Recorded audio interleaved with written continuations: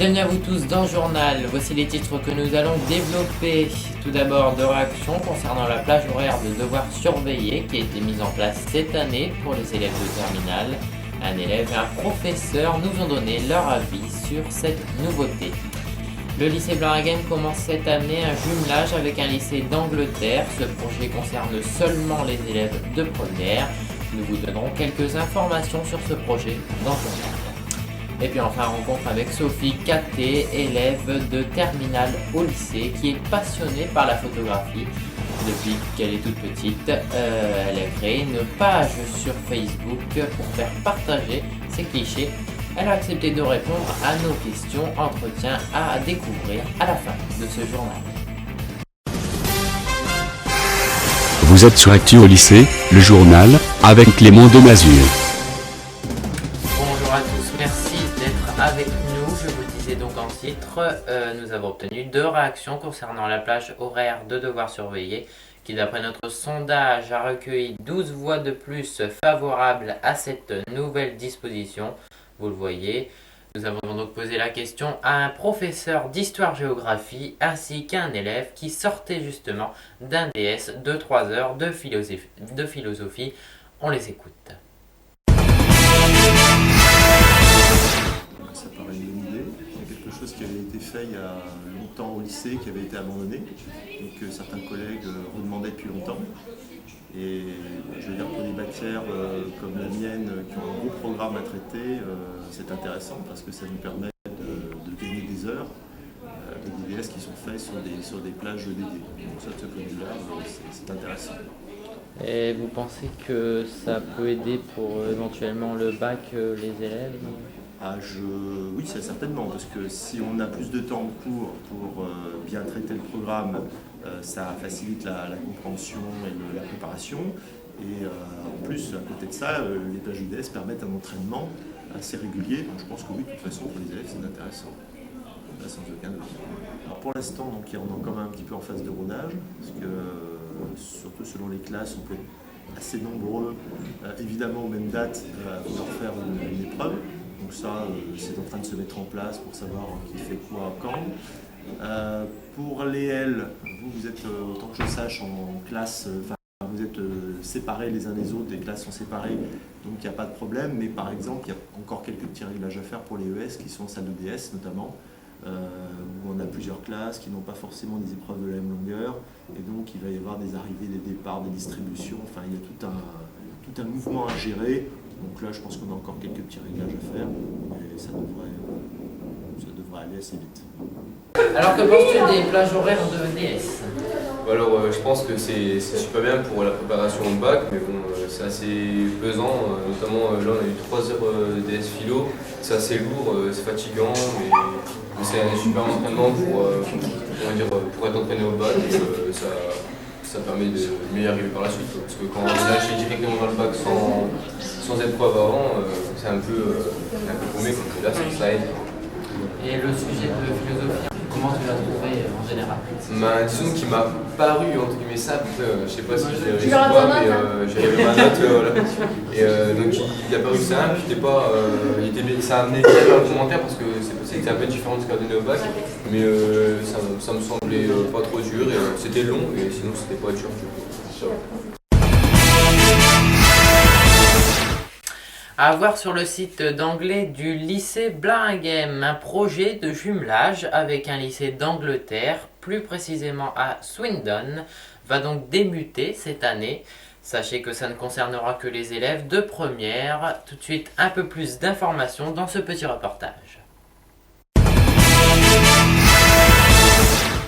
Le lycée Blarghem commence cette année un jumelage avec le lycée de St. Joseph's College qui se situe à Swindon, en Angleterre. Ce projet concerne uniquement les classes de première.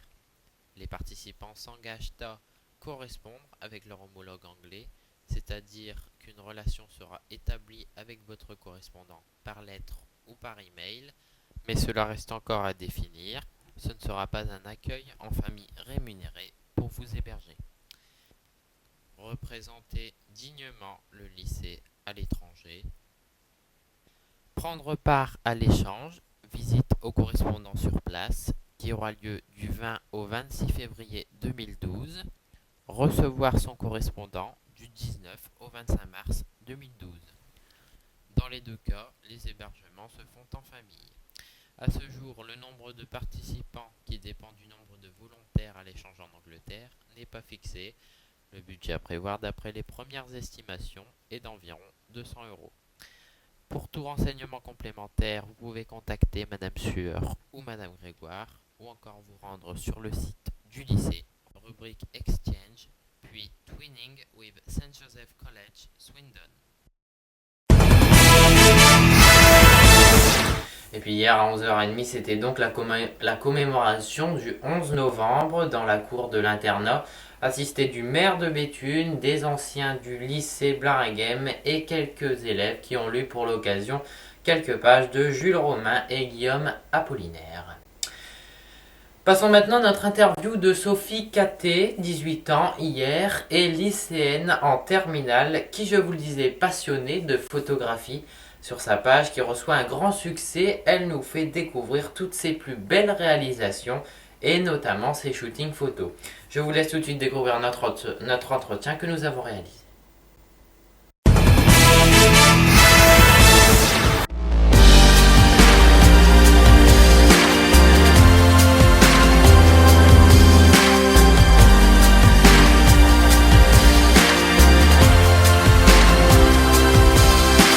Alors, quand et comment t'es venue cette passion?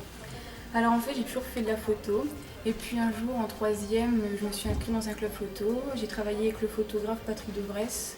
Il n'est pas trop connu mais il est connu dans le Nord. Et donc là il m'a clairement dit qu'il fallait que je me lance là-dedans.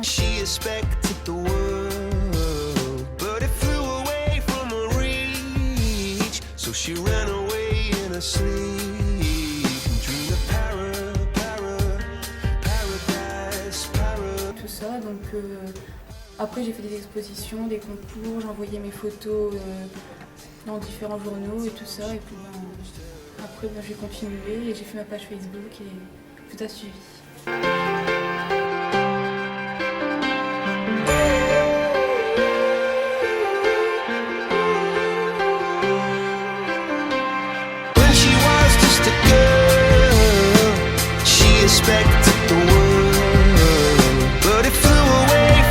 Qu'est-ce qui te donne envie de les faire partager aux autres? Déjà les commentaires, les conseils, les encouragements des gens sur chaque photo. Et puis voir que tous les jours il y a des nouveaux membres, c'est encourageant et voilà.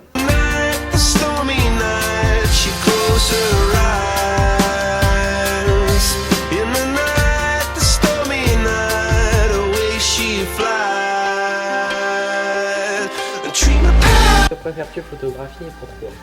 Alors je préfère faire des footings avec les gens, parce que les gens en général ils aiment bien qu'on les prenne en photo, qu'on les mette en valeur et tout ça. Et j'aime bien, je rentre en contact avec eux. Est-ce que tu vas en faire ton métier plus tard? Si possible, j'aimerais bien.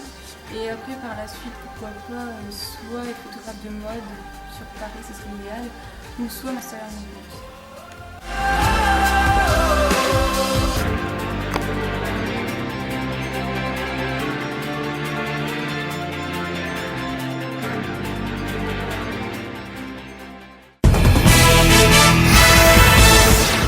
Voilà, je vous rappelle que donc sa page est sur Facebook qui s'intitule Photographe Sophie Caté et vous pouvez bien évidemment lui demander ses services pour un shooting photo.